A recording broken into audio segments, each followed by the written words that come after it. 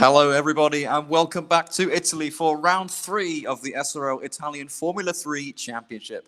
And from the picturesque backdrop and challenging undulation of Mugello, we are here today at the officially Misano World Circuit Marco Simoncelli, known colloquially as simply Misano. This 4.2-kilometer circuit has 16 corners and, like Mugello, is armed with challenging corners and long straights. A great recipe for brilliant racing, which we saw ample of last time out. This track is also notoriously bumpy, with sausage curbs on exits ready to ruin the day of anybody who runs too wide. My name is James Smith, and while he's on cams today, Christian McCasey is not on commentary duty, so I am joined by none other than Tom Dillon. How are you doing, Tom? I'm okay, thank you, James. How are you? Good afternoon, everybody, and welcome to Misano. Me and James will be taking you through the race, so looking forward to it.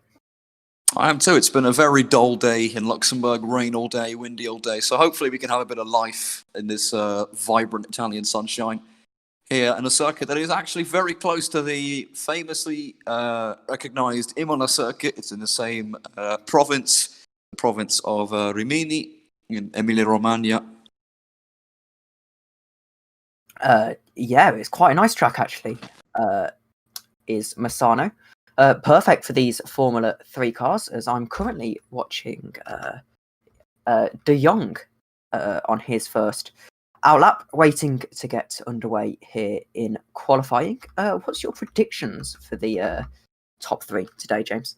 Well, I think last time out we saw Netrex lock out the front row and Vale lock out the second row, and there was more to come from Victor Ivanov as well in the other Netrex. So I think Netrex are going to knock out the front row again. Are going to lock out the front row here again. We're currently looking at the reading game of Stefano Grassi, yet to score any points this season. In that, I must say, fantastic looking reading game car. It's probably the best livery they've ever done. But qualifying just got underway. Under 2 minutes elapsed so far of the 10-minute session. Pre-qualifying has already happened, of course. Those who did not make the cut have not been given the green light to participate. And we're just looking at this last corner, and this last corner is probably going to be the main point, as well as the corner we're going to come up to, and I'll highlight it, where there's going to be mistakes. Because if you run wide there's an embankment you have to climb up, and there's no runoff at all. It's all just grass, and that's your lap done at the final corner. So this lap is really going to be determined by how brave you are in that last sector. Do you want to go for that lap time and push yourself up the grid, or do you want to just take it easy, knowing that you have a good lap in the bag? And the corner I'm talking about is going to be coming up shortly as well. It is this corner right here. Run wide there, and those sausage curbs are not going to be fun to go over. Of course, this being Stefano's last race of the championship. I can't remember what he told me his exact reasoning was, but long story short, he will not be able to attend the next couple of rounds. So, reading game, going to have to look for another driver there, actually. That's a shame for him. He's been a pretty permanent feature in the series ever since its inauguration. Hopefully he can get back to racing fairly soon. Currently, no one sets their lap times yet. We have Nizio on pole position, of course, but that is purely based on the order they got into the server, I think, because no one has officially registered. There's the first few laps one coming in, and Victor Ivanov in the Netrex is on pole position as it stands, 7/10 clear of the rest of the grid on their bank laps. And much like Mugello, this circuit is not easy to nail a lap down on. There are a lot of hairpins, so it's quite technical in that aspect. It's not quite as hard, I'd say, as the challenging flow undulation and kind of hold your breath corners at Mugello. Here it's much more slow, but still quite difficult to nail. As we see Grassi come up to the line, a 1:36.2. It's the fastest third sector, but it's only good enough for 15th place.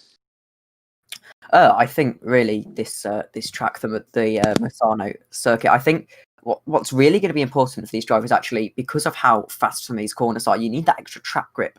So I think the timing of your runs is going to be very important because, of course, this is R-Factor 2 with Real Road. I'm not sure what the effects of Real Road are when it comes to private qualifying. Where another challenge that all the drivers have mentioned, it's in fact on the Steam Workshop page for this track, is the amount of bumps. And I mean, I'm riding on board with Victor Ivanov right now, and you can just see how incredibly bumpy everything in this track is. It's constantly trying to unsettle the rear end of the car and just trying to really catch you out at any opportunity. And it's actually going to wear on some of these drivers, the constant rumbling in their force feedback.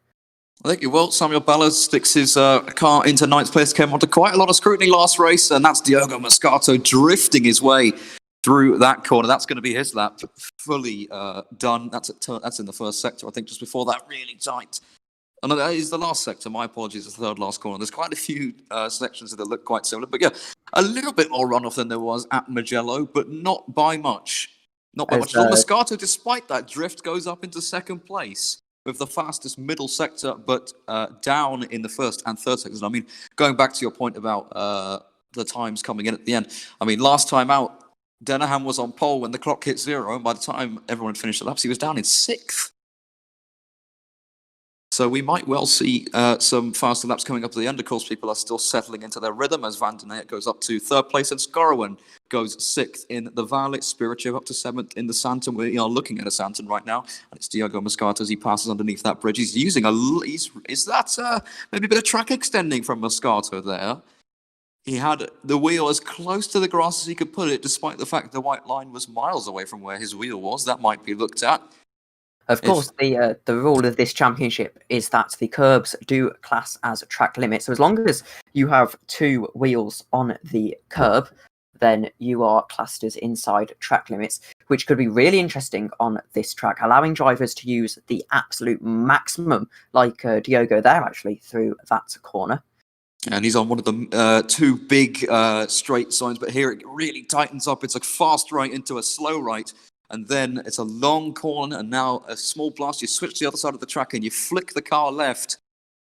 And he's gone very wide there. He's clipped the grass, and I think this lap is going to be completely ruined. And yes, he comes down the last corner. He's down in all the sectors already. Blancas gone up to 3rd place, missed out on a position higher in the feature race by 0.005 of a second last time out. Moscato actually does improve and slots in right behind his teammate Jake Dennehan, who is feeling much better than he was last time out at Mugello. He was carrying a small illness back then, but now I had a chat with him earlier. He seems to be in good spirits.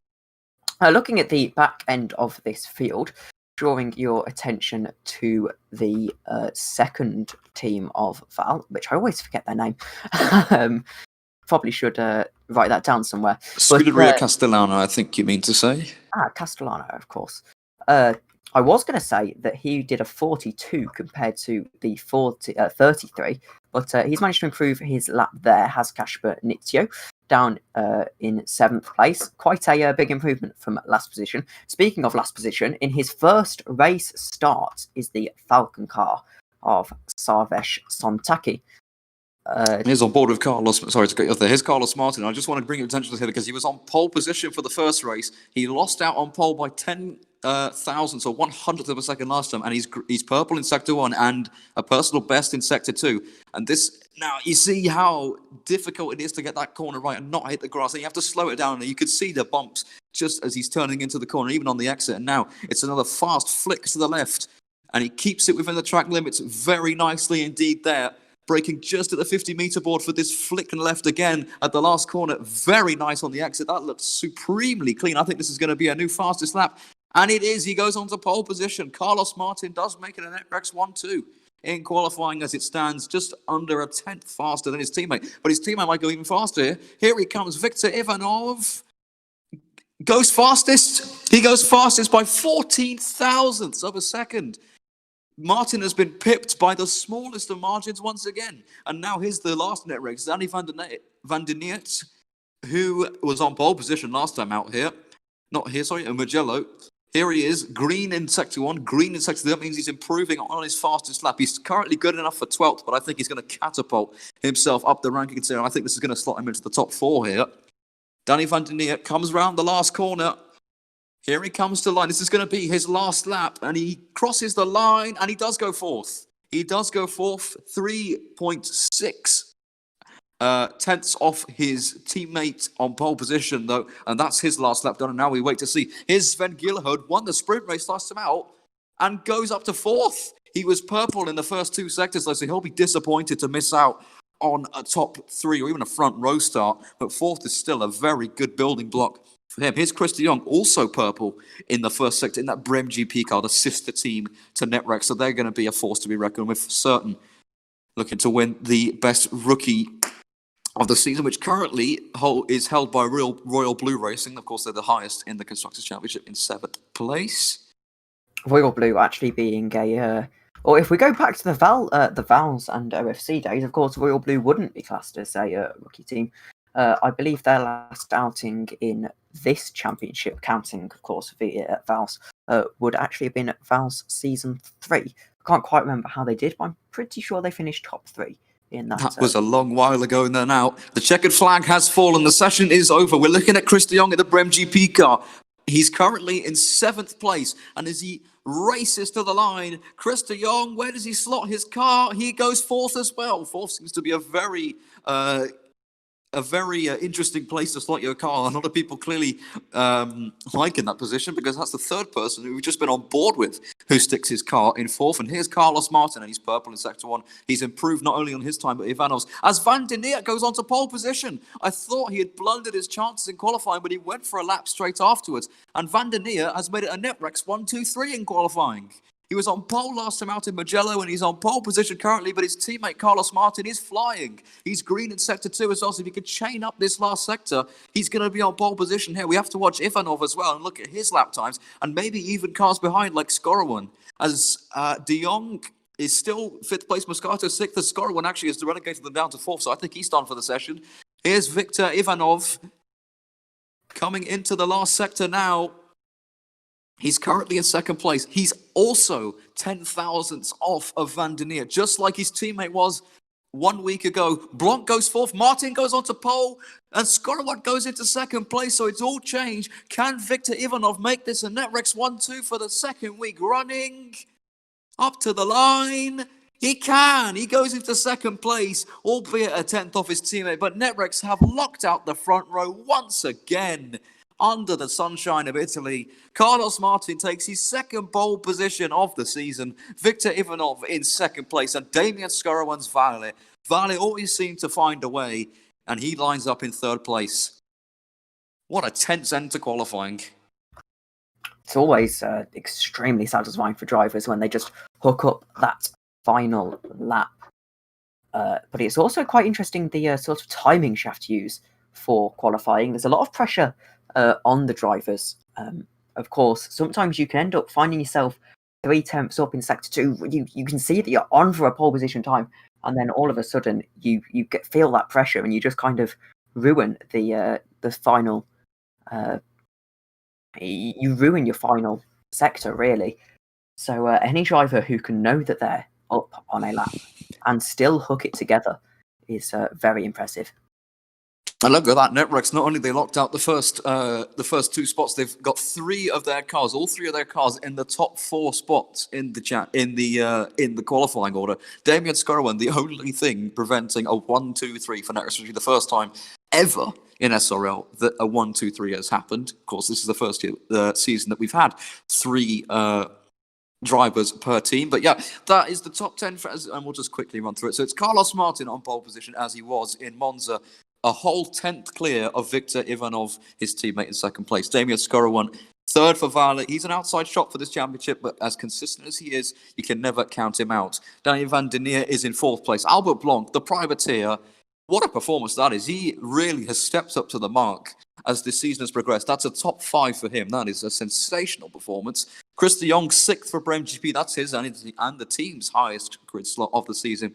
Diogo Moscato, then 1st Santon. Again, Santon struggling to make the top 10. We know they have the pace to do it, but for some reason, nothing just seems to click. Casper Nizio, 8th in the Scuderia Castellana. Sven Gielahud was momentarily in the top 5, but slipped down to 9th. And Omari Watson will be disappointed to only be 10th in the Vale.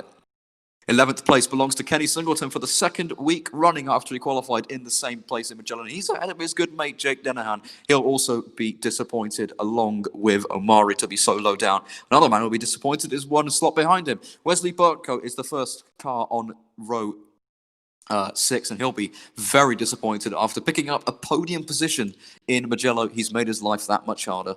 Massi Riboli, 14th for Reading Game Studios Racing, qualifying just inside of the points, with Alexei Spirichev in 15th for Santon. So all 3 Santons in the top 15. It could be worse. Cosmo Prosciutto in the first Royal Blue Racing, we were talking about them, and they've always been able to salvage points from positions like this, so don't count them out. Indrik Reems is 17th for Brim GP. Kevin Fuchs 18th for Team Falcon. 19th for Jurika Slovinac. And Sean Jones is 20th in the reading game. He'll be disappointed with that as well. Javi Van der Klotje scored a podium last time out in the sprint race at Mugello, only 21st here today. Richard Vonders in the other Castellana, 22nd. Samuel Banats, 23rd. Jürgen van Bergen, 24th. Jesper Eriksson will be very disappointed to only be 25th. He knows he can do better. Stefano Grassi, 26th in the last reading game. Grayson Williams, 27th. Pavlo Pankovic, who missed out on the Mugello race, looking to make amends for Monza, 28th. And Savas Sontake, making his debut, rounds off the grid in 29th position. So we're in the warm-up right now. We have 7 minutes to discuss. And, first of all, I mean, there's no other place to start really than Netrex. They look absolutely unbeatable as it is. Of course, Netrex being a very well-known and established FSR outfit. One of the teams that are very much using this championship as a way to assess drivers for the upcoming Formula Sim Racing Championship. Interesting that they've decided to use this rather than their Indy Championship. I mean, we're not complaining. We're not complaining, no, but I think FSR themselves might be. Needless to say, success so far this has been, and a lot of the Netrex drivers have been able to show themselves to the team manager there, and hopefully for them get themselves one of those drives in FSR next season. Of course, a lot of them for Netrex, a very big team over there. But I would like to draw your attention quickly to Val, who have been doing a very, very lukewarm this season. They seem to be always around the top 10, but never quite pushing for sort of top 5s. What would your assessment on their season so far be? Well, for Vale, I think it's been fantastic, especially compared to last season. I mean, you say that, they did get a double podium last time out in Mugello. Scorer 1 and Burkhout, 2nd and 3rd in the championship, respectively. So I think Vale are very much Netrex's closest challengers here. They're miles clear of anyone else in the championship behind. It's like, over 50 points to the next team. And they're only 6 points behind them. So if Netrex have a couple of mishaps this afternoon, Vale could well come out of Misano top of the championship. That's but we'll have to wait and see. It's my mistake. I'm very sorry, stream. The race I watched, they were well down the order. Good to see the home team doing well. Needless to say. Netrex, you say that Netrex are also Italian. So the top 2 in the championship, miles clear, both Italian. So I think next we should go to the. I think next we should hold a Luxembourgish F3, and then I think Exenza can be first. I think, firstly, ticking off James Smith Bingo, I think we should talk about Savresh, who is really, I mean, he'll probably feel, if he doesn't mind me saying, he'll feel like he's very much punching above his weight in today's race. If I'm correct, he qualified last. Well, that'll feel a little bit of a win for him after failing to qualify for the other 2 races. Correct me if I'm wrong. No, you are correct. Not bad at all. Baby steps, but steps nonetheless. He has been improving rapidly. The whole team has, I think. If you told me at the start of the season they'd have a podium after 2 rounds, I would not believe it. But yeah, they got that podium in the sprint race last time out. But Van der Klotje, he's only 21st on the grid today. Kevin Vichers is not in so much better of a position either. So we'll have to wait and see, but anything can happen in this championship has been proven multiple times already across the 4 races that we had today. 2 coming up, a 25-minute feature race and then a 15-minute sprint race succeeding it. You have to feel for, sorry to cut you off there, James, but you do have to feel for Falcon, actually, quite a lot. Looking at their lineup going into the season, they had Ernest Lapins, I believe it was Joey as well, and they looked like they would genuinely be championship contenders, but all of them pulling out and having to settle for, I hope they don't mind me saying, lesser experienced drivers. I mean, Van der Klotje didn't exactly give a bad impression last season in Lights, SRL Lights. He did a fantastic job, actually. And I believe he was part of that Gillette Juniors team that did win the Constructors' Championship. So He's got a good amount of experience in this league, and he's already proving that he can put it into good use with that podium. As we're moving to the race, it is 20 past 6. Early. We're moving to the race early. Anthony said that the race would start at 20 past, and we're already a minute over. But, Well, the warm-up, we still have 2 minutes and 45 seconds left on it. Well, yeah, here's a quick look. We have a 29-degree track temperature here today, and there's the circuit. You can see it's a very hairpinny, very long, straight circuit. And indeed, I think we are now moving to the race. And there we go. We are moving to the race then. Now, there will be a formation lap for us to gather our thoughts quickly, but let's hope that everyone can make it to the grid safely this time. Last time Ryan was disconnected, and then that caused another disconnection. It took a little bit of time, but we got there in the end, as we always do. So hopefully we can do it in one try here today. But yeah, this track has got a lot of flat-out parts, and we should, if anyone's feeling brave, they'll go for a move into that double right in the last sector. If anyone does that round the outside, then I think they should win the championship on the spot. It's always interesting to see everyone lined up on a grid. So many cars in one place. It's really quite impressive. 30 cars we've got in this championship. Can you believe? And there's a little bit of commotion at the back there. A couple of people unable to get their cars started. Seems everyone's gone off the grid. That's the polystyrene board gone for the runoff there. Interestingly, Wesley Burkhout is going to have to start from the pit lane. If he's got a penalty or anything, please let me know. But that's a bit of a setback for Val's championship challenge. And even though it's only round 3, you've got to remember how this is a mini championship. So there's not long to go now. Yeah, we will officially cross the halfway point at the round. I think it's the 17.5-minute mark in this race. We will cross the halfway point of the season. 5 rounds, 10 races. This is race 5, of course. And here's just looking at the grid again. So Wesley would have been 13th on the grid, but it seems he had some sort of issue, couldn't make it to the grid, and as a result, he's going to start from the pits. Yeah, that was... And he's... Oh dear, he's morphing into the ground. He's going to have to start from the pit lane, you would think. Yeah, the rule is if you have an incident on the formation lap, you can reset to the pits, but you will be starting from pit road. So he's going to be lining up right behind Wesley. Any suspension damage? It looks like he might do, actually. He's certainly driving like it. Yep, Sean and Grayson having incidents. Thanks for that, Christian. So they were starting 20th and 27th. So all the mishaps seem to happen in around the bottom half of the grid. Wesley in the top half just about, but I think we could just about count him in. Sean has missed out on their massive blow for Reading Game Studios Racing. If you don't mind, before this race, I'm going to quickly pull up the championship standings. He did back himself. At the start of this event, but he only put his car 20th. He did pre-qualify, which is already a step better than Mugello. But I think he knows he can do better, and that's already a setback for him. And here, looking at, I think it's Samuel Ballatz we're looking at here, was very heavily involved in a lot of incidents and good racing last time out. It was a bit of a mix for him. And we're looking at the 2 top net Rexes. This is going to become a familiar sight, I think, for the rest of the season. I apologise, James. I've been ordered by Anthony to tell you about a couple of penalties. So the reason Wesley and Jesper are in the pit lane is because they have back of the grid penalties for not RSVPing. Nitio's got a 20-place penalty for something, and Eureka has got a 3-place penalty ahead of this race. Everyone's taken up their grid slots, and we'll let James lead the formation. Yeah, okay, that's good to know. That's Wesley and Jesper's races already heavily compromised, but knowing them, they might well be able to get themselves back up into the top 15, which is where the points are scored. So everyone taking their last slots here today.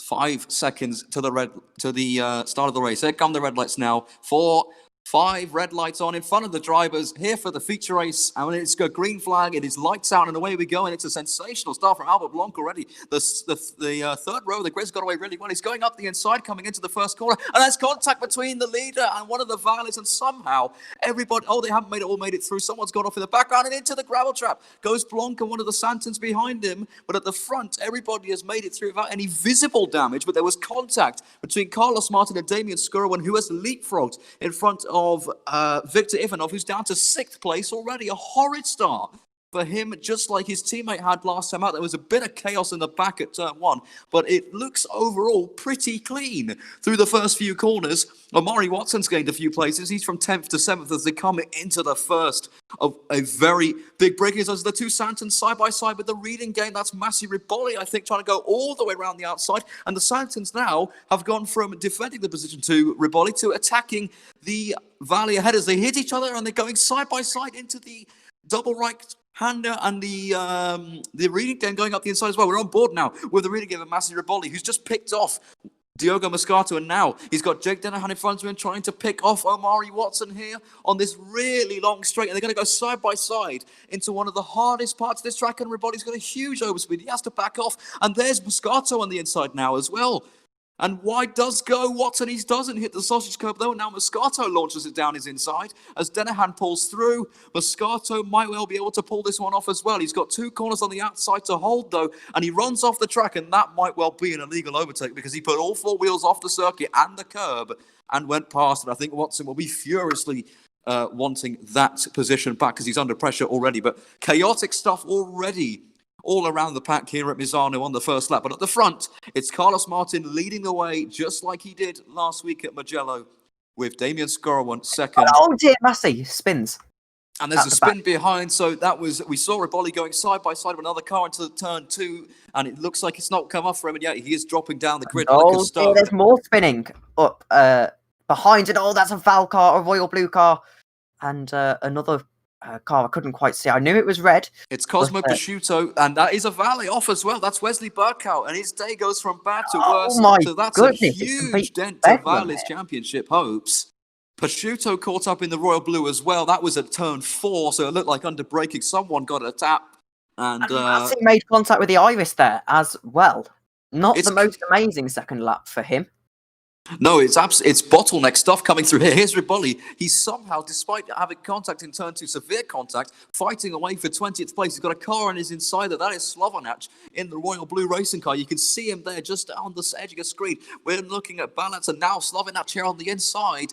This is exactly how Dennehan got past on the last lap, but he backs out of it. Riboli has the position. He's back into the top 20. Of course, top 15 is the points, not top 20. He's got 5 more places to make up if he wants to score some points here today.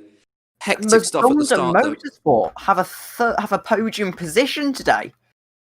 They are on the podium. Sean Gillard has gone from 9th to 3rd at the start. He's just scythed his way through the field. Sensational start from him. That's probably one of the best starts that we can see, certainly in the top 10. Vion in the live stream chat's absolutely loving it. Yeah, he hasn't had any kinds of attention just yet, but he's quietly made his way from 9th to 3rd. He has managed to gain 6 places and built somewhat of a gap back to Danny van der Neer, who is exactly where he qualified. But the big loser there is Victor Ivanov, and he's had an incident. Ivanov and Dennehan, I think, have had an incident here because they're dropping down the order. Ivanov as well. He's DNF'd. Victor Ivanov is out of the feature race here at Misano. So that is his driver's championship over. He was taken out of the race by Ernest Lapins in Mugello, and he's taken a huge blow already in the feature race, and that's his sprint race compromised too. Now, the way the point scoring system works for the constructors is that only the top 2 cars would get points counted towards the constructors. So as it was, if Ivanov was 7th, then it's only Martin and Van der Neer in 4th who get the points. So that hasn't changed anything in the Constructors' Championship, but that's a big blow to Ivanov's Drivers' Championship hopes. Yeah, I think he'll be extremely disappointed. He's shown great pace all season and just hasn't been able to really come away with anything. A driver hit by bad luck today, and Sarfaresh is already a lap down and in the pits. Blanc is in the slipstream here of De Jong, and he's going to the inside, and De Jong closes the door. It's just left the car with there. That was marginally. You couldn't put a piece of paper in between Albert Blanc and the grass there, but he makes the move stick. What a pass down the inside into the first corner. That took some balls. That is a sensational move. I mean, talk about putting someone on the very edge of the track from De Jong there. Move there. Wow, I've just watched that on the replay. That was a sensational move. That is probably the best move of the season already. Just that he didn't back out of it, and he went for it despite the tight angle and got the move done. We're looking at Samuel Banets right now. That ahead of him is the battle for 23rd. So that's Van Bergen holding up Pankovic here, and one other car in front of him. I can't quite tell who it is. Oh, who's that? Who was the wrong way round there? That's the other Falcon car. That's Kevin Weichers.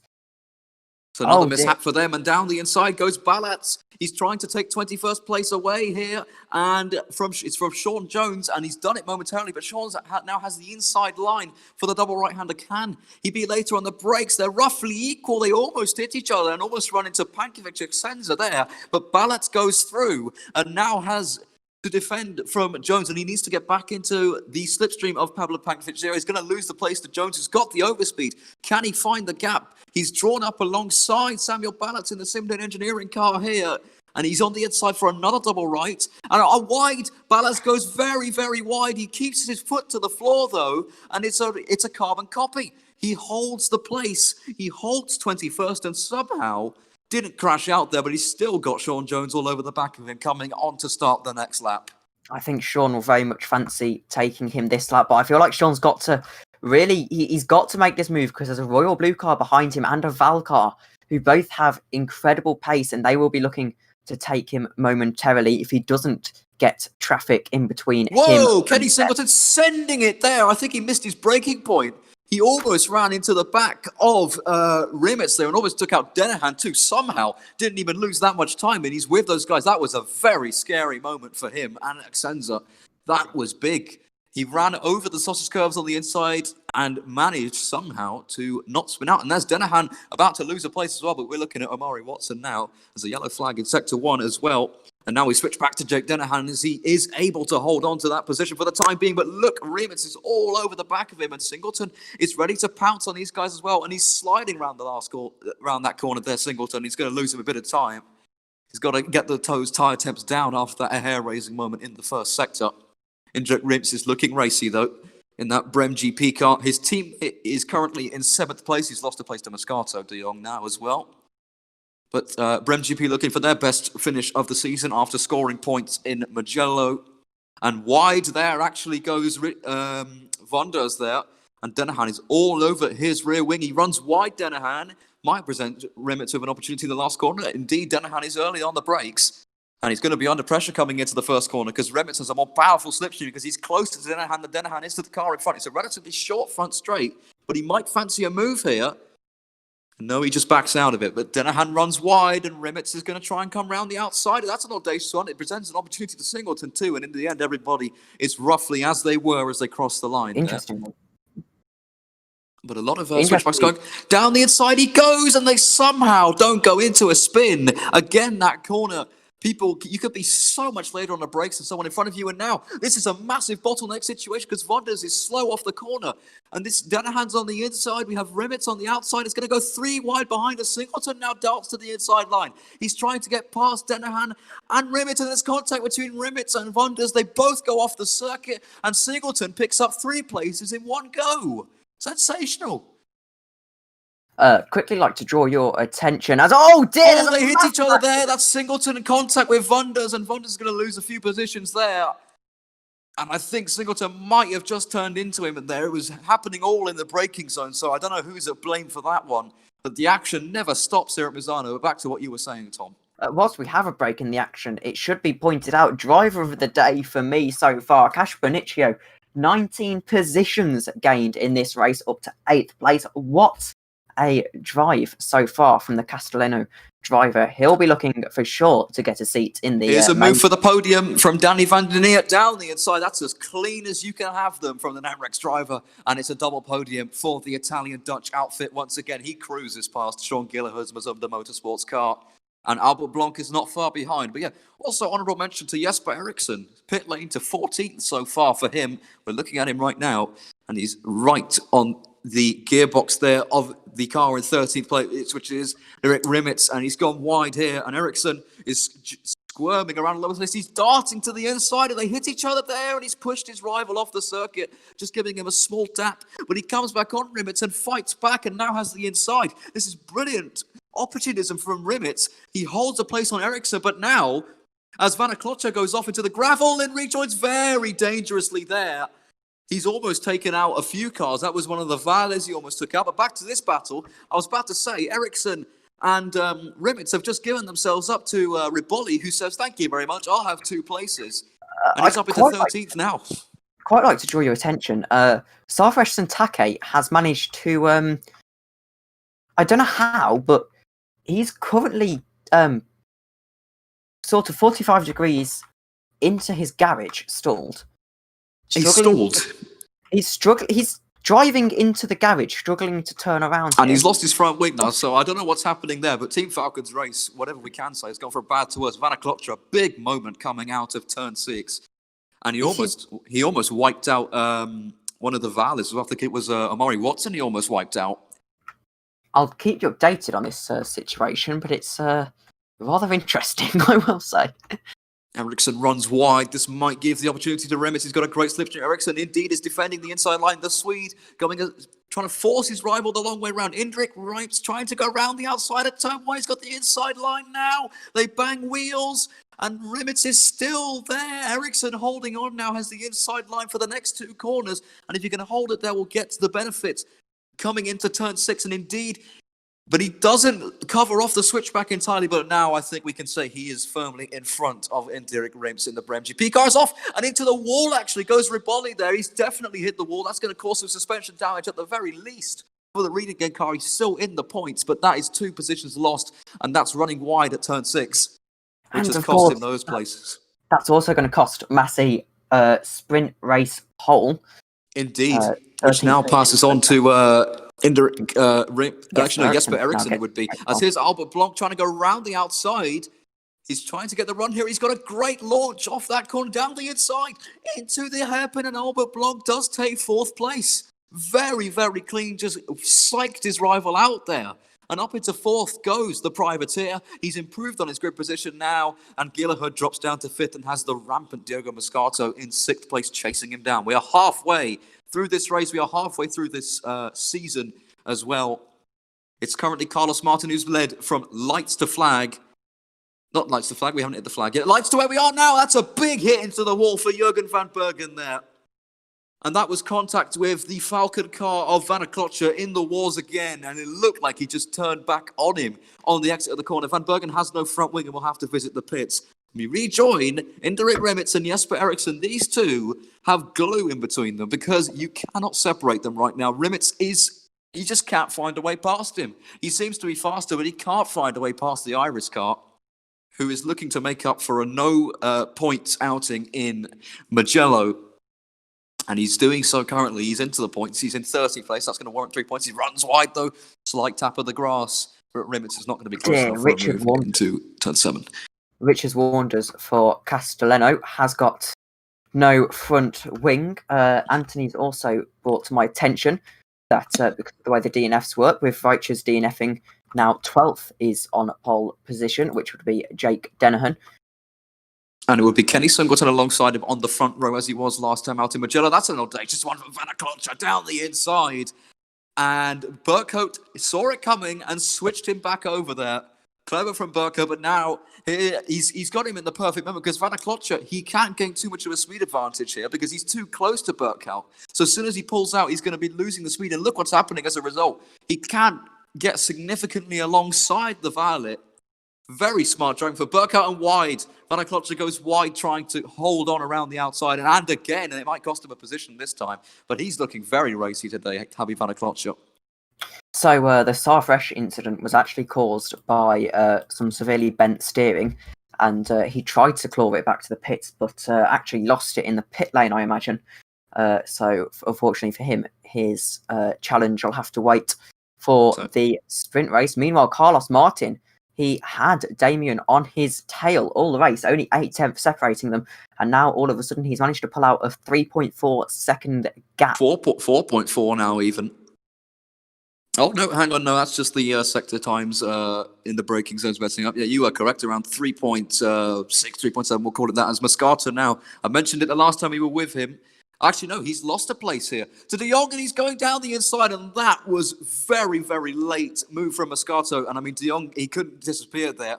There was going to be contact. Somehow they're both still in the race, and they're now completely side by side coming down the straight. They're trading places on a dime. Moscato holds sick for the moment. He has the track position, and I think if I was De Jong, I'd be backing out of this one, especially after Moscato. No, he switched him back here. He switched him back. He's now got the inside line for the braking zone. He makes sure that there will be no switchback from Moscato. That's great driving from the Brem GP driver. He's up back into 6th place, and now these guys have got company. We got Nizio, who started down in 27th place, all the way up to 8th already. Omari Watson in 9th, and this man, Alexei Spirichev, in 10th place. All of these guys are in striking range of De Jong and Moscato. It's been a very interesting midfield battle so far, actually. Moscato caught up in a couple of controversies throughout throughout this championship, but seems to be making a good go of it today. And can I just say, I love how the midfield kind of ends at Jake Dennehan, who's actually 5 seconds to the next car. So it's very much the top 10. Oh, that's off. That was off on the side of the road. And who was that? I think it was a lapped car because we didn't see any position No rear changes. wing for that car as well. So that is, I'll try and figure out who that was, but that means that Dennehan has got past Singleton, so that's now reverse grid pole for Kenny Singleton. Van Bergen. It's Jurgen Van Bergen in the Brem GP car. Stopped by the side of the road, and he is going to retire. He's been having problems all race long.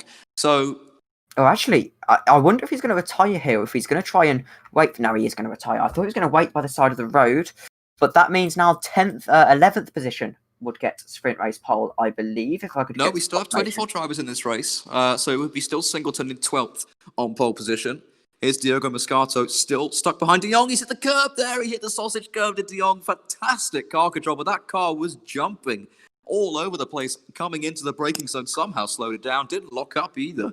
So that's some very impressive car control, but Moscato is all over the back of it now coming into the last corner, and he takes a bit too much curve. That's going to cost him on the exit there as he taps the grass. And I mean, it's difficult to get close enough into this section. The main overtaking spot is down at that hairpin in turn 7 as they all kind of cut that corner there. Milo Ribbley actually has got no front wing. I can't figure out why. I don't have my replays on.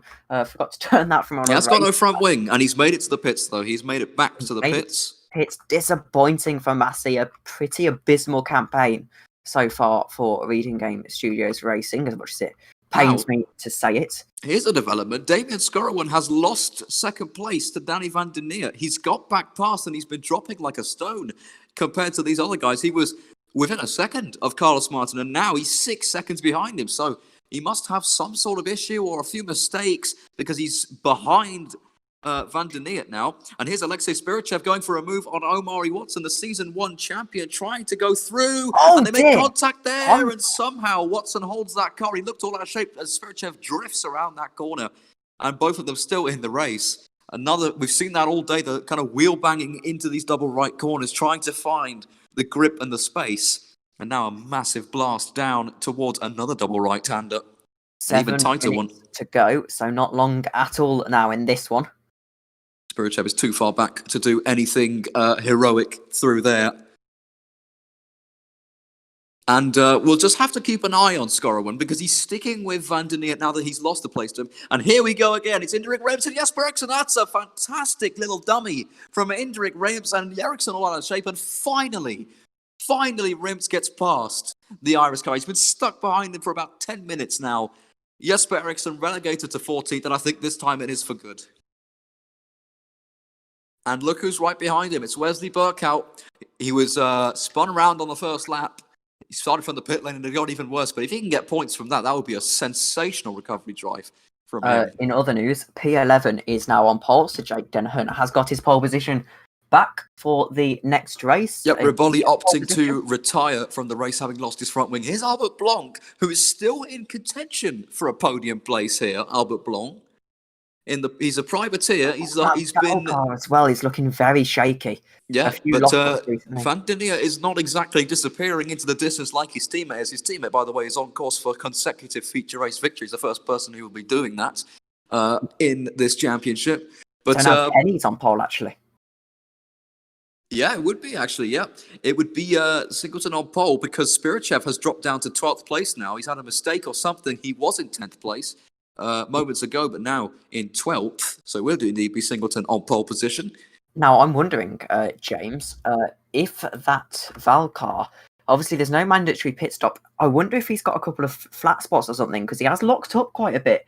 So maybe he's just pace out of those tyres, and maybe the pace at the start of the race was him just going too fast, really. And look how slow he is through the first corner. And Block fancies this down the inside into turn 2. He's now going to go around the outside. Yes, Gorowan was slow through turn 2 on the exit, but he's got the inside line. And Block trying to draft him, and now to the inside. This is for the podium place. Can he make this one stick?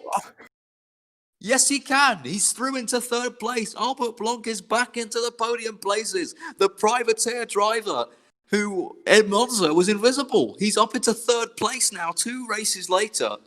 But Damien Skorowan is going to be kicking himself because that was a huge miscalculation of the braking into turn 1. Braked way too early, was out of shape through turn 2 as well, and Blanc has capitalised and taken 3rd place. Now, it is a bit of a gap back to Gilherd, so I don't think Skorowan's going to lose another position. Amari Watson has crashed and is out of this race. Yep, Omari Watson is out. A replay on that would be nice, but I doubt we'd be able to get one because of various reasons. But we'll have to look at that post-race. Now, what that has done is promoted his teammate Wesley Burkhout into 14th now, so he's already back up into the point, and he's all over the back of Jesper Eriksson through there, looking...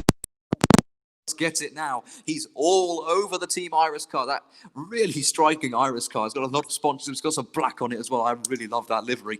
But yeah, Eriksson going defensive already. Burkhout. No one's, I think, been able to properly pull one off around the outside. Can the Dutchman be the first to do it? He's actually going for it, and no, he backs out of it in the end. I mean, it's look off there. Yeah, it's very difficult to go around the outside because it's like 3 or 4 flicks to the right, and each one gets gradually tighter, and then it's the braking zone finally.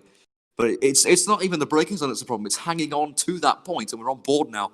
We can see the hands of the steering wheel busy through the last corner. He's in a slipstream with Eriksson going defensive. Burkhout immediately decides he wants to try the outside line, go for that switchback through turn 2 as well.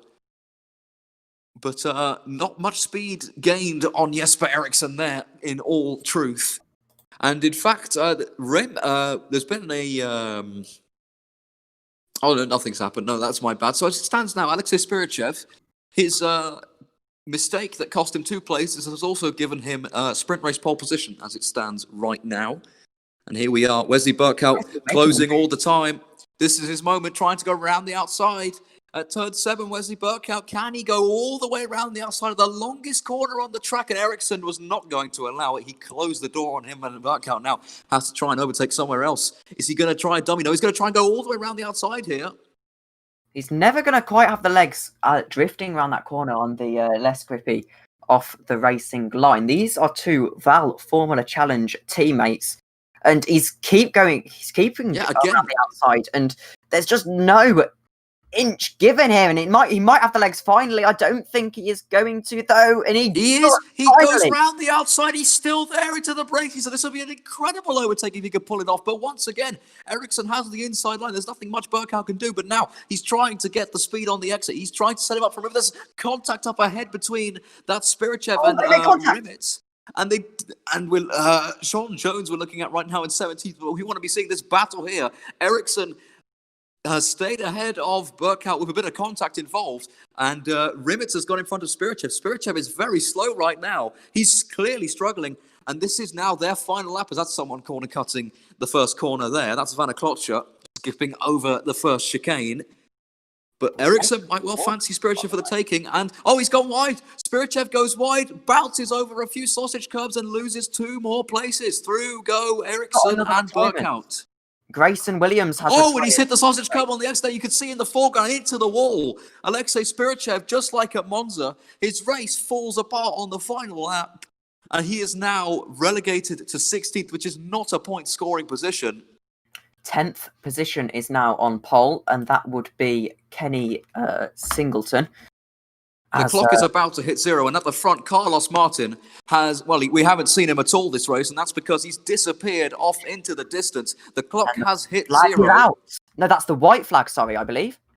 Is it? No, it's the checkered flag. So Carlos Martin is going to win consecutive feature races for the first time, with his teammate following home in second place. But here, Wesley Burkow is all over Jesper Eriksson. Can he pull this one off into the last couple of corners? Eriksson just has to keep this car poised in the middle of the road, and Burkow won't have a chance. Through the last few corners, 1 to go. It's a quick flick to the left, braking at the 50. Burkow later on the brakes, misses the apex slightly. It is going to be Eriksson who holds on to 12th. From pit lane for Eriksson and pit lane from Wesley to 12th and 13th. Respectable results for both of them.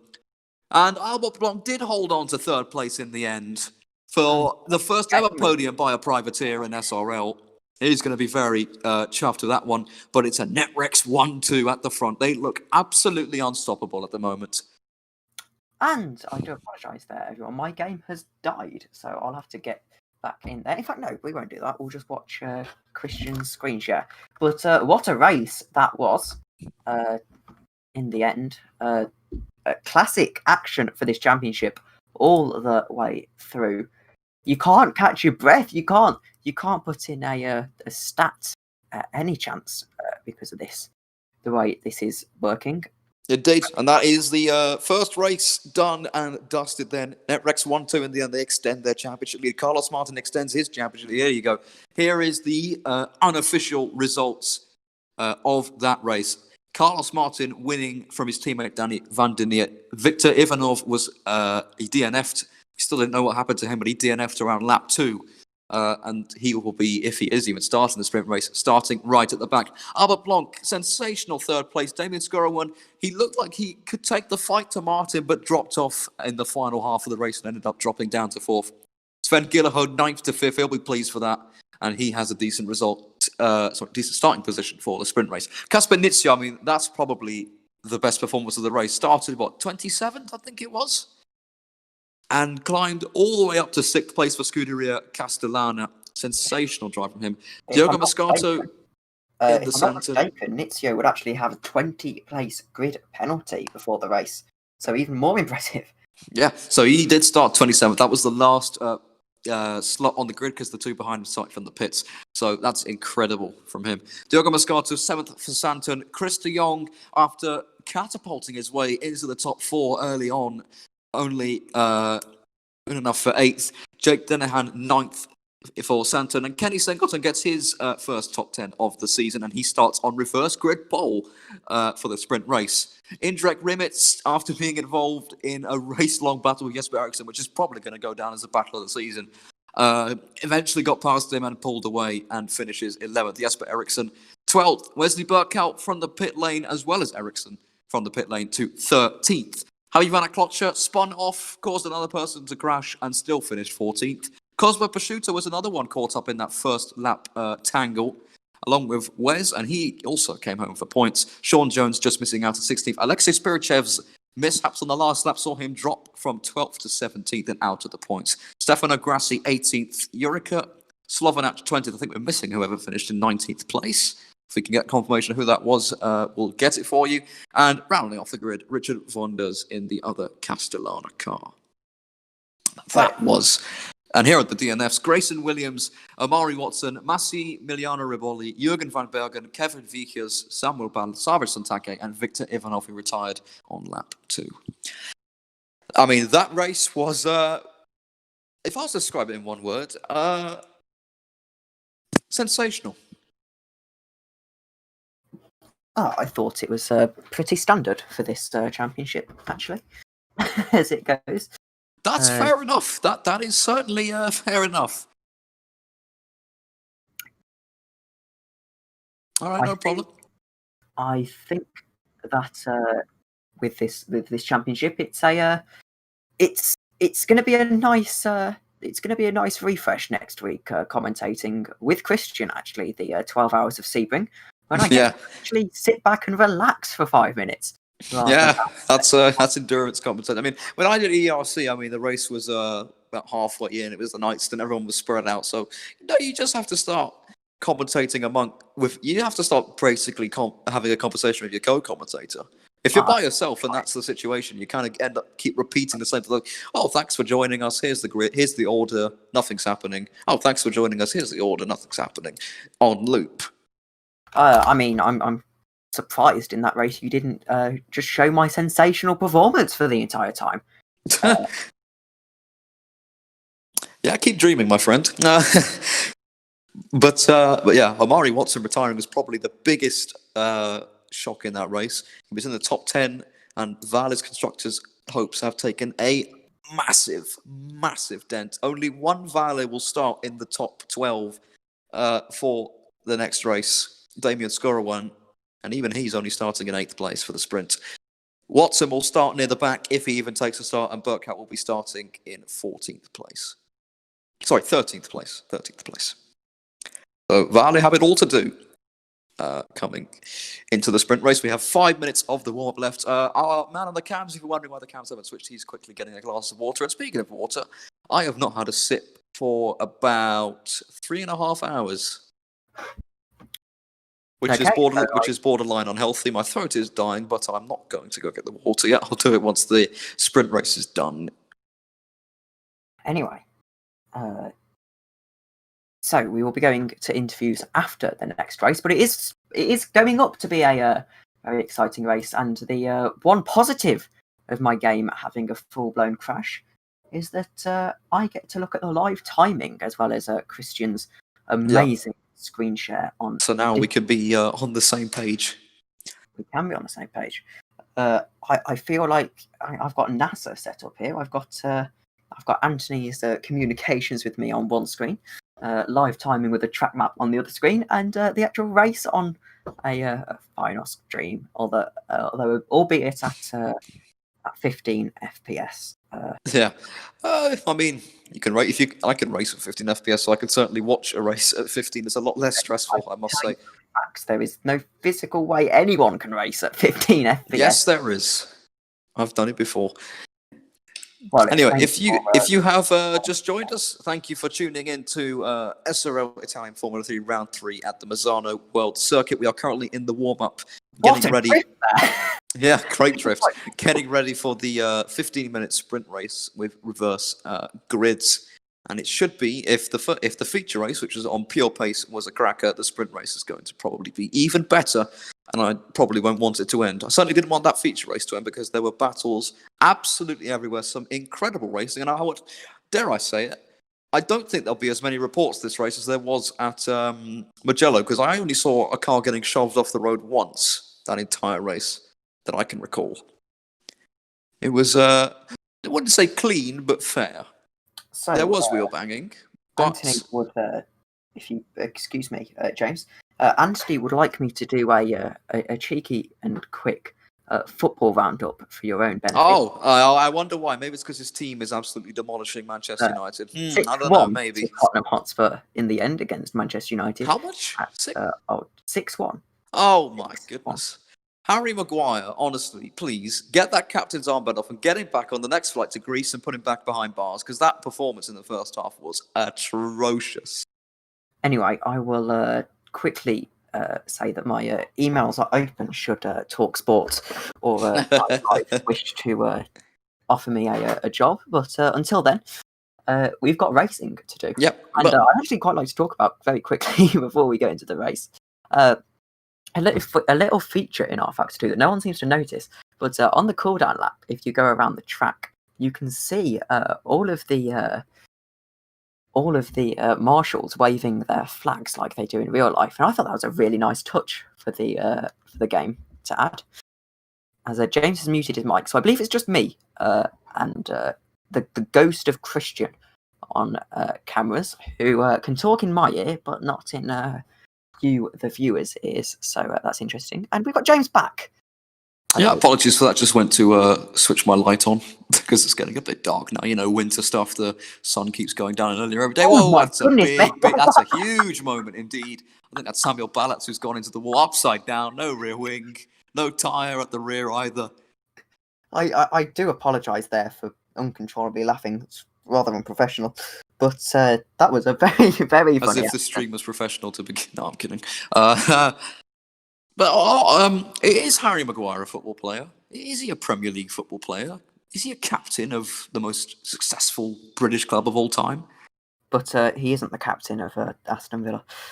No. Well, how many Premier League titles does Aston Villa have? How many does Leicester City have? How many European trophies does Leicester City have? Well, okay. Anyway, but, I digress. Let's get back. yeah, let's stop talking about football because, let's face it, half the audience probably doesn't even care about it, but they are here to watch something.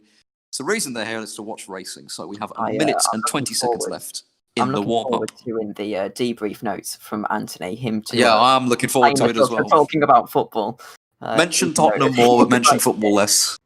No, mention football less unless it's about Tottenham Hotspur, in which you can go on as long as you want, as long as you're saying nice things. I've just got an image now of he's ominously muted in this Discord call, and I can just imagine him shaking his head in disgust at this conversation. For those who don't know who Anthony Nickpon is, of course, he is the league founder and current CEO. One of the league founders. You ought to give us those other ones credit. Yeah, that's true. That is true. Yes. So who would the other ones be? Massi Riboli, Tom Dillon, and Maxime Crousset, I believe. But Maxime Crousset is no longer with us. One of the Santons is off. Of course, you want to get your mistakes out of the way in the warm-up session. David Croft. What do you mean, David Croft? Because he saves his mistakes for the race, by the looks of it, or by the sounds of it, I should say. We're looking at this man right now, Kenny Singleton. He's going to be on pole position for the sprint race as the warm-up comes to a conclusion, and we are set for a very anticipated sprint race. I think everybody is in the server as he goes for a trip over the bumps, and that is what the sausage curbs can do to your car. As you see, just compliment. Oh, that's the Santon crossing the line without a rear wing or a left front tyre. It's just hashtag warm up things. Anyway, let's get ready for what plans to be a spectacular sprint race here at the Misano World Circuit for the SRL Italian F3 Round 3. There you go. Race 2. Here we go. So we'll have a formation like before again, and we have Kenny Singleton on pole position. A quick look at the track again, just a reminder, it is 29 degrees Celsius. It's very hot on that track. Actually, track temperature 29 is not too high, but looking at the circuit, you can see it's very hairpinny, and there's a lot of flat-out areas. The best overtaking opportunity down at turn 7 and also at turn 14 on the very tip of the left side of that track. And the first corner, last time out, we saw there was a bit of incidents there. It is a bit of a bottleneck. Double chicane as Singleton gets them underway. It's going to be a proud moment for him. It only is only his third SRL race. He is starting it from the front, the very, very front. Now, last time out, he was, of course, second on the grid for Mugello. He pulled up alongside into turn 1, but he missed his braking, overshot, and then was involved in a spectacular accident with Jesper Eriksson, which if those who haven't seen it and are in the Discord, come into my DMs and I will send it to you because it is magical. James clearly hasn't read the stream the way that Anthony's oh yes. I need to compose myself, but Anthony Nickpon, the comedian. Anthony, he's always at it when we're on the streams. He's always there in our ears. Well, not in our ears. I can't wait. Yeah, you know what I mean. Anyway, let's get back to the action because we're getting a bit off topic now. Predictions. Who do you think is going to triumph in this one? Jack Denham, I think. This man is a race winner. He's a double race winner. He's had pace. He was not really anywhere in the feature race, but he's lining up on the front row here alongside his good mate, and I think he's certainly quicker than him. We'll have to wait and see. There are some other fast drivers behind him, though. Damien Skurawan is in a good position if he can look after his tyres. And it was around the 15-minute mark where his tyres did fade away last race. So if he just applies the same technique, he should be siding his way towards the front of the pack. Diogo Moscato is also starting in 4th place, the highest place Santon last race. He's one to watch out for. So is Sean Gillihood in the Mazumda car. He got the win last time out in the sprint race at Mugello, starting in a similar position. Here is Diogo Moscato looking at how weaving, getting temperature into those tyres. Round the last corner they come. On the formation lap. So we have 15 minutes of racing up ahead of us. It's 10 minutes less than the feature race. Again, no mandatory pit stops needed. As Danahan get very furiously weaving. I think he might have actually, he did miss his grid spot there. Has to quickly reverse. What are these grid spots, might I add? I don't think the track has enough, so they're kind of lining it up like this. But it's a bit tighter than some might want. But I think that the majority of the cars have lined up. If the feature race was anything to go by, this sprint race is going to be an absolutely incredible affair. The faster drivers at the back as well. It's going to be interesting to see how they come through the field. The Netrex in the pits there, that's Victor Ivanov, I believe. We are all set. Here we go then. Here come the 5 red lights at the top of your screen. All 5 lights are on for the sprint race here at Misano. It's lights out, and away we go, and it's a sensational start from everybody except Kenny Sills. He's absolutely bogged down. He's had a horrible start. So the grass goes the Netrex to get past, and there's a move for the lead, but Danahan holds it. It's Jake Danahan in the lead of the race, and his teammate up the inside. Someone's gone off in the background and knocks over some polystyrene boards, but it's Jake Danahan leading the way at the front. Kenny Singleton side by side with one of the valets here. And this is Chris de Jong in 3rd place, and indeed it is a Santon 1-2. It's Danahan from Moscato from de Jong, and that's Gillihood in 4th place in the Mazumda car. No, it's Nizio. Nizio's had another great start. He's up to 4th place, and Skorowan is already up into 5th place. And we were talking about him on the formation lap, and Damien Skorowan has already got himself into the top 5, but Singleton just did not get off the line. He's had another nightmare starting on the front row. And now here, the valet of Skorowan it's Albert Blanc. He's going side by side with. He's gifted him the inside, and he's out of shape. He's out of shape, but he somehow doesn't spin out there. But he has conceded the position to Albert Blanc as someone up ahead went out of the gravel. It's Diogo Moscato now who's taken the lead from Jake Danahan. The 2 teammates swapping places. So Moscato from Danahan, from de Jong, from Nizio, from Blanc, from Skorowan, from Ericsson, from Gillihood, who are on board with right now, trying to go round the outside of Ericsson. And if Wesley Burko can tell you that's not going to work out, and it doesn't. Ericsson turns in ahead and has 7th position. Here's Sven Gillihood trying to get the switch back, and it's chaos behind. Look at this. Side by side. In this race, we've got a DNF for Savresh Santaki.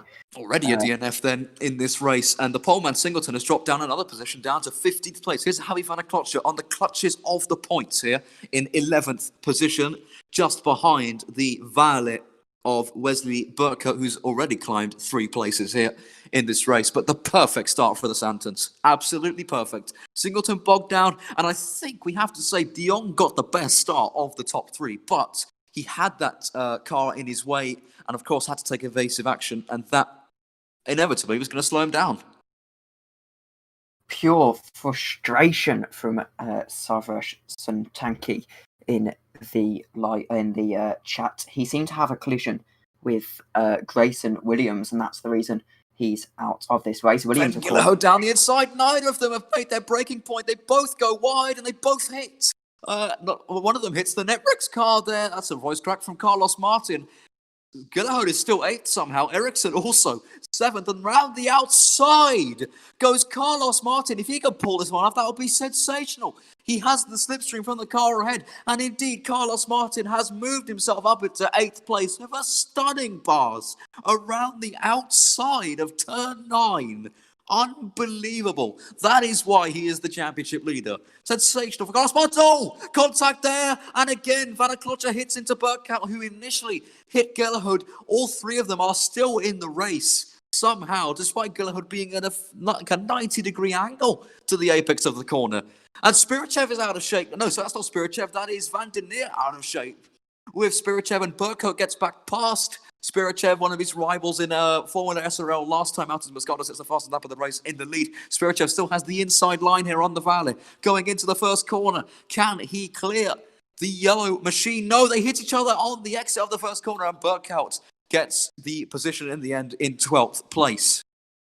But the same hectic stuff we saw in the feature race is back for the sprint by the looks of it. And they're four wide. They're almost four wide, and they do hit each other. And somehow, again, nobody has been taken or spun out of the race. Singleton lost it in the background there, and he's going to drop down the order. I think he hit the wall as well. And how have these guys not spun out yet? I'm so confused. It's like watching a NASCAR race, never mind a Formula 3 race here, with the amount of rubbing and banging between all of these drivers. Exactly what this series lends itself nicely to, however, with cars that love to understeer, sometimes love to oversteer. It really depends on what mood they are in on a... It's Chris de Jong. Santon's 1-2 is under threat here. Here's Chris de Jong trying to go around the outside, which we've seen has not worked out for everybody who's tried it so far, and he's going to join that exclusive club of drivers trying to go around the outside and backing out of it. It's such a difficult place to overtake, though. You have to really time it to perfection, as Kenny Singleton, the poleman, has retired from this race. Unfortunately for him and for Exenza, another potentially fantastic result in the sprint race goes missing, so that's now for Pavel Pankovic to redeem. Here is Skorowan, though, and we're on board with him, and you can see that Blanc is all over the back of Christian. This is exactly what Dennehan needs. He's early on the brakes, though, and Skorowan almost went down his inside to the pole, but he backed out of it, trying to go for the better run, and de Jong is all over the road, and Blanc, this is how he took the podium. This is exactly the place he got the podium last time out. He's trying to go down the inside. He's going to do exactly what he did in the last race and find the gap, but he's gone wide, and Skorowan sweeps through to take the 2 points. No! He's hit him! He has been hit and into the wall and goes airborne. The Valet car has been spun out, and there goes a dent to the championship yet again. He drops down to 10th place. A big mishap there with Blanc and de Jong. I think it was de Jong in the end who made the biggest hit with him, who's dropped down to 6th. Skorowan goes from a potential podium all the way down to 10th place. That was very messy. Sorry, James, to interrupt again. That very much reminds me of Grosjean and the Caterham in Bahrain 2014. That'll be Maldonado, I think. Maldonado, yes, sorry. And it was a Sauber. Oh, Sauber. No. It was a Sauber. But I think what happened was that wide went Blanc and he rejoined, and Skorowan didn't expect him to, and he just understeered into him, I think. And then de Jong, unfortunately, was right in the path of the spinning Valet, who's already trying to make amends, but locks up. He locks up trying to get past Didrik Rimps and can't quite get the move done. A bit further back here, we're looking at Balats trying to get past the struggling car of Alexei Spiritev. He's been struggling ever since the last 5 minutes, I'd say, of the feature race. That would be Williams. Must have had an incident in Sector 2, according to my timing screen, as he is the only car in Sector 2. Jolting around quite a bit, and I believe he's still stationary, at least as of the latest. The yellow flag has, as it stands, disappeared, though. He's back. He is back Sector 2. running, yes, now. Here's Jesper Eriksson quietly making his way to the top 5. There's a move from Balats on the struggling Spirichev, and he pushes him off the circuit and gets the place on him.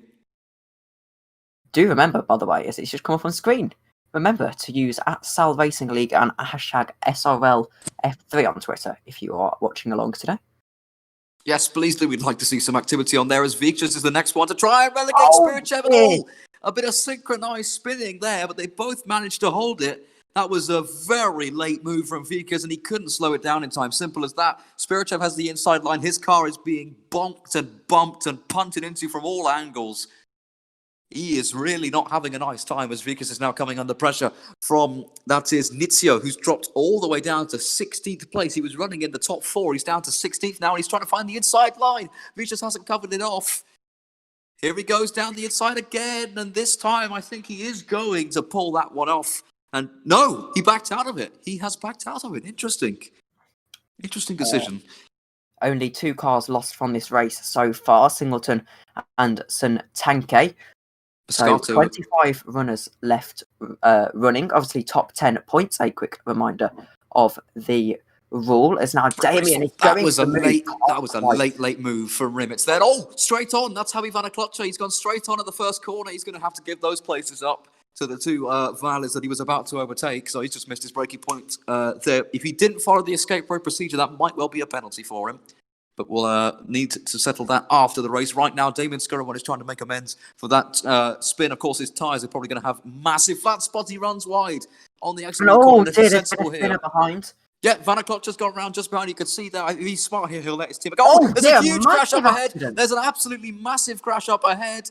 Sven Gillerud's gone through. I think that is Jesper Eriksson into the wall in the Iris. He's got no front or rear wing, and he's been caught out. Formula Ford there. That is, I think, Chris de Jong at the site. Yes, it is. So it's de Jong and Eriksson completely misses break and spins out. That's his sprint race totaled. Oh, dear. Eriksson's got to retire there. What happened there between de Jong and Eriksson? I think they probably just ran into each other on the entrance to the corner. Eriksson's gone straight into the barriers. De Jong lost his front wing as well. Chaos down at turn 7.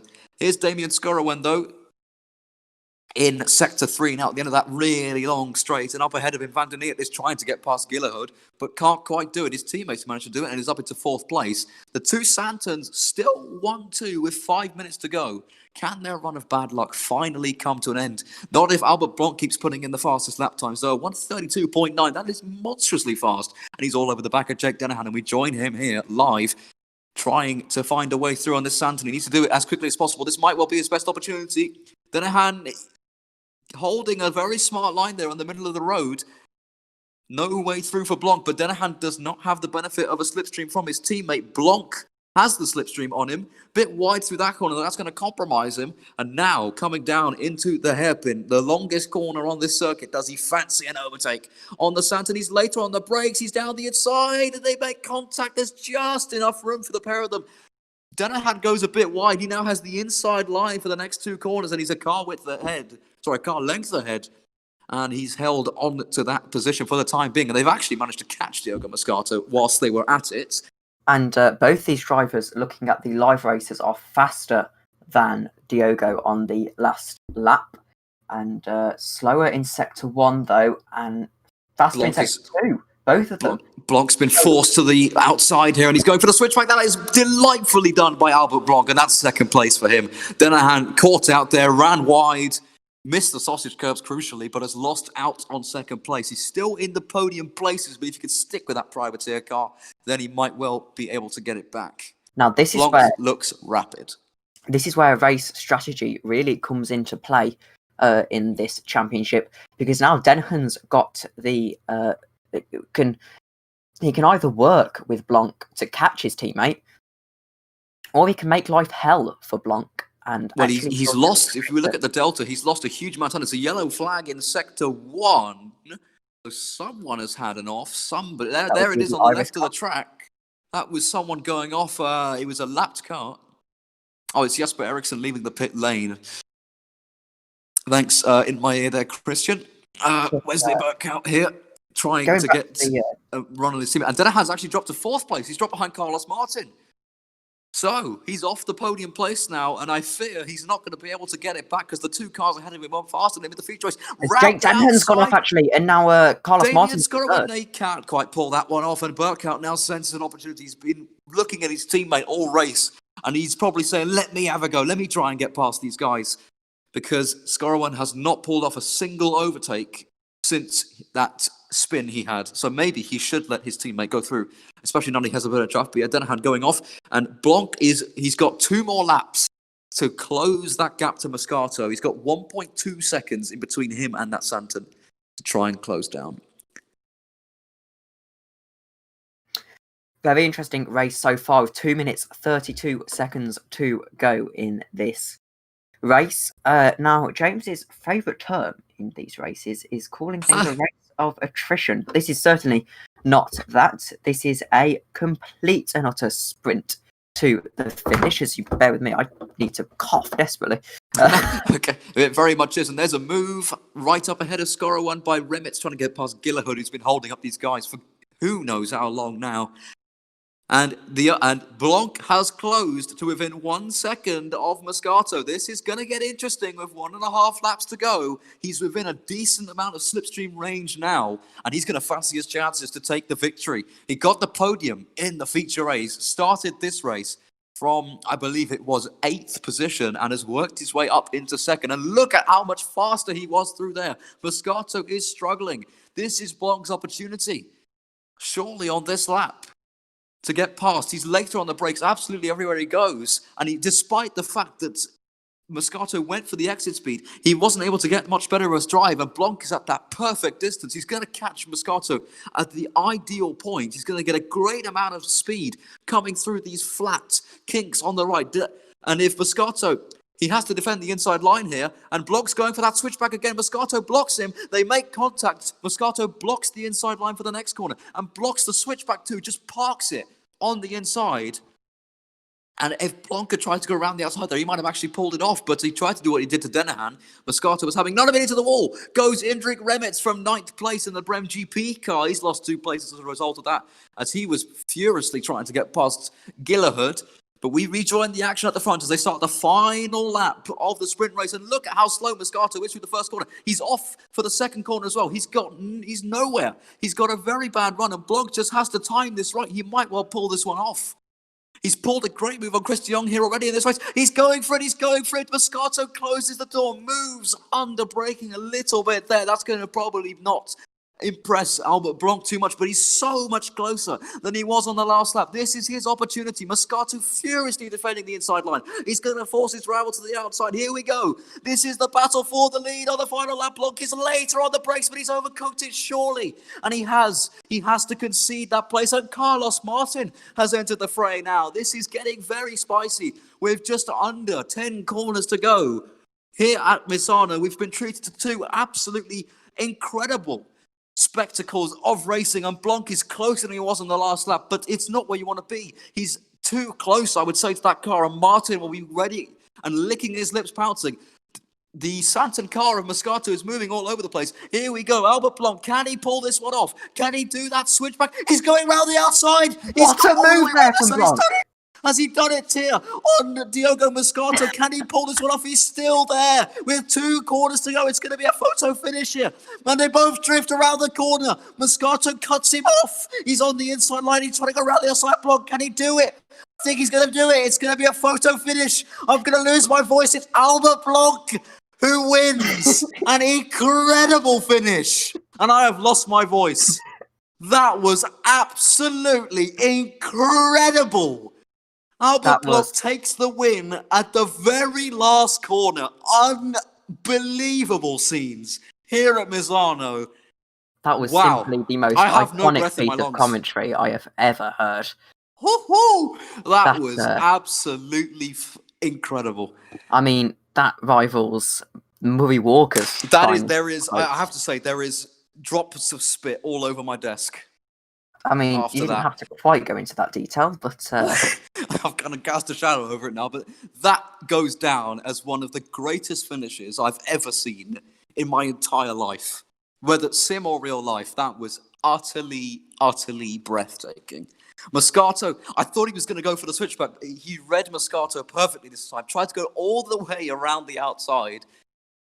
And then he was on the outside for the next corner, then the next one, and then the final corner. And he went right the way around the outside and drag raced to the line, and he won it.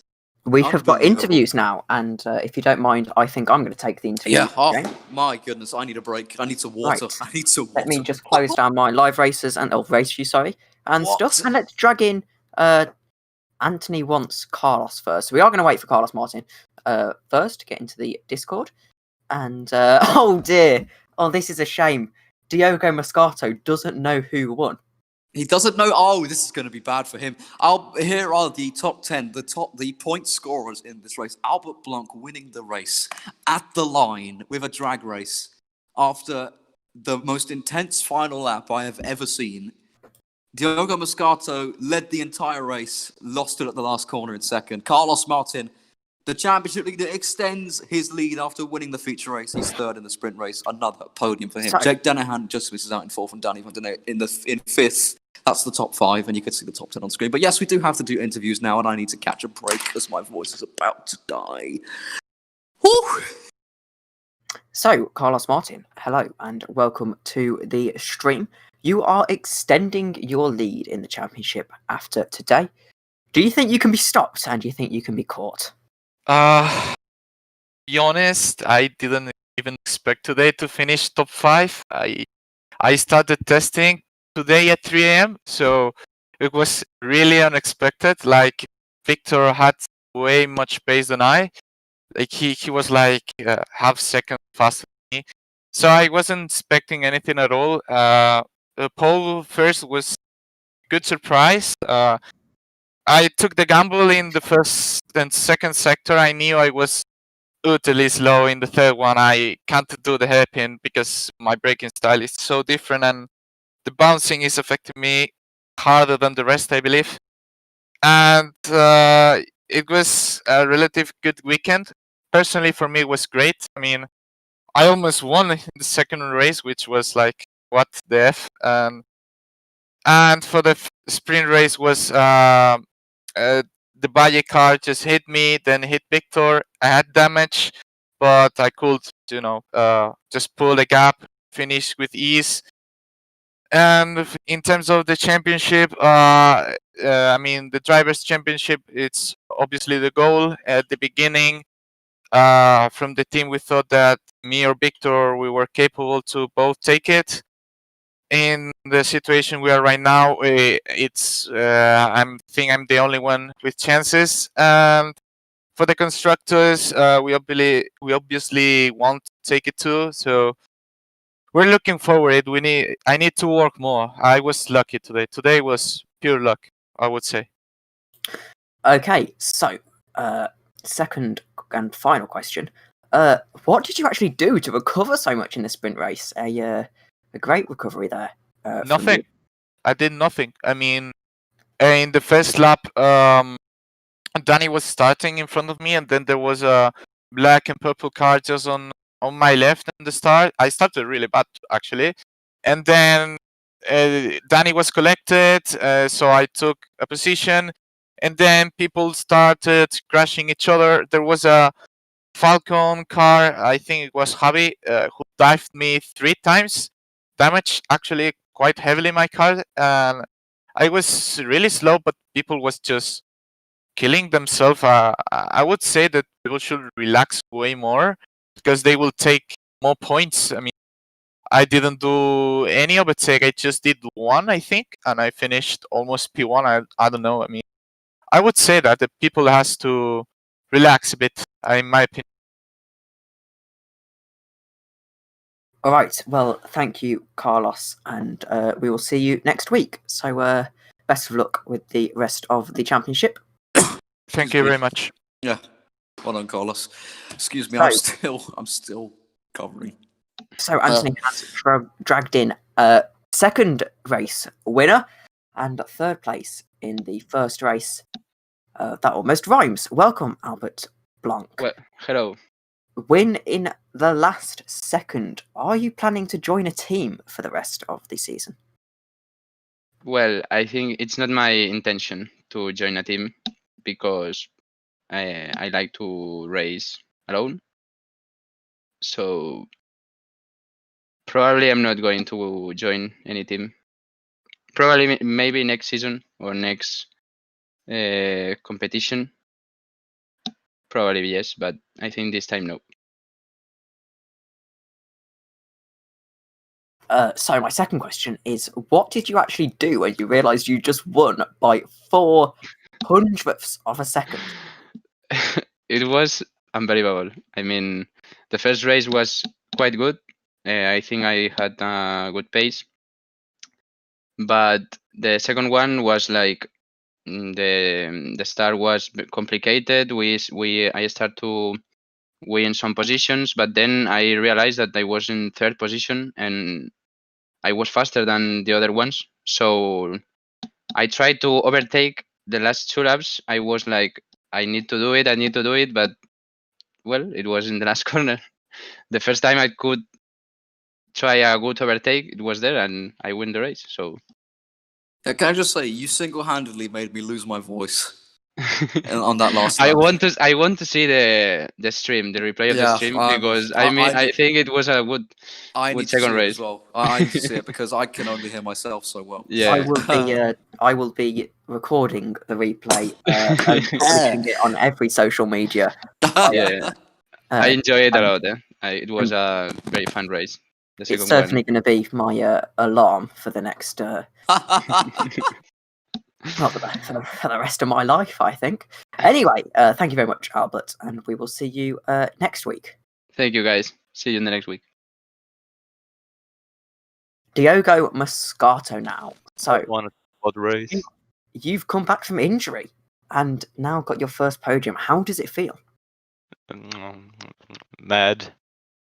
I don't know. I led the whole race and got overtaken in the final corner. Did you feel like you could win today? Yes. But man, a few words, Moscato. It's like I'm interviewing Kimmy. So I've also been asked to ask you why you and Jake had some team orders and swapped. We didn't swap. Oh, Oh. so I'll blame Anthony on that one for giving me fake information. We didn't even have team orders. He just had a bad accident, overtook him. So, final question: are you disappointed with today? Yes. Okay. Short and sweet from Diogo Moscato. There. So. Bye. Well, I think he. I think he made his. Christian laughing in my ear is not making this any easier. Yeah. Man of very few words indeed. I think we have one person left to. Yeah, let's interview Ryan. Ryan, hello. You were very excited in live stream chat. Talk us through your race today. Wait, pardon me? I didn't get the question. I disconnected. These interviews are going amazingly today. Ryan, talk us through your race today. Wait, what? Oh my god! I don't Ryan. think Ryan raced today, Tom. Talk us through the race today and your team that you own. Oh, okay. Thank you, Tom. Sven actually impressed me with P5 in the feature race. I was really excited because he got all the way up to P3 at that point. And then he started dropping back down. But I'm still happy with P5. And then the feature race, in the sprint race, he went to P6. I'm just very happy with him. And he completely changed my mood because I started crying after qualifying because I disconnected. Okay, so clearly some passion on the show from the Canadian legend here that Ryan Mazumda. That was a bit harsh for me, actually. So your team has been doing really well, outperforming my expectations, certainly I think everyone else's expectations. I think, what's your personal goals from now on? Honestly, I'm trying to replace myself as a driver with someone else, but I need to find a driver to replace me because I'm not qualifying at all. Okay, so thank you very much, Ryan, and we'll see you next week. Goodbye. And I believe that is all the interviews done. Tom, can you second me on that? That is all the interviews done. All right, Thank goodness.